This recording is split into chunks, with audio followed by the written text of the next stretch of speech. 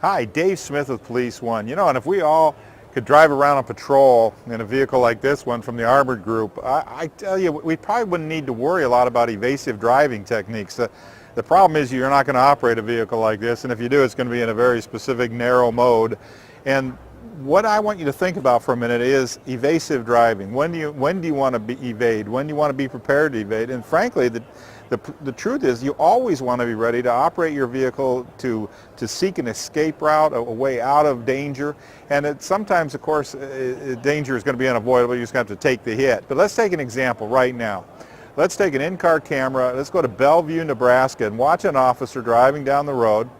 And again, this seems to be like one of those normal days. You know, people tend to define as routine, and we all know that routine itself is an oxymoronic sentence. Nothing is routine in police work, even our basic activities. All of a sudden, the subject's going to crest the hill going 90 miles an hour in your lane. What do you do in that fraction of a second? And this is where our awareness is so important. If you're sitting there on that cell phone, if you're preoccupied, if you're looking at your mobile, your MDC or your MDTs, you're not going to be able to make the reactions that you need to do. And this is why it's so important when we talk about being in that condition yellow, that broad external awareness. Anytime you're operating a vehicle, you've got to be in that mode. Watch the great job this officer does by evading to the right.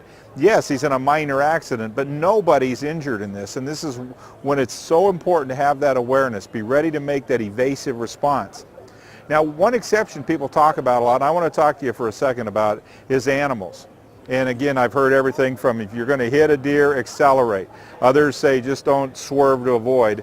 And we've got a lot of incidents of officers injured and killed swerving to avoid wildlife on the roadway. And as a general rule, yes, you want to take that animal on. Now, some animals by their nature are more dangerous.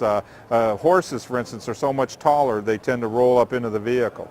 But as a rule of thumb, evasive driving is a very important technique. We understand your vehicle has a tremendous capacity to swerve, and many of you have been trained in techniques to avoid any kind of contact. But that's why it's important while you're driving right now, today, this next shift, visualize yourself, what would I do when this happens? What would I do when that happens?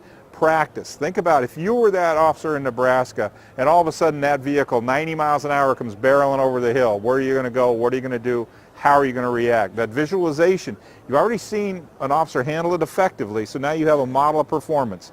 In your head, mentally rehearse, do your crisis rehearsal, visualize, visualize, visualize. And remember, don't sit around worrying about it. That's negative visualization. Sit around planning how to react and respond effectively. Okay, until next time, stay safe. I'm Dave Smith.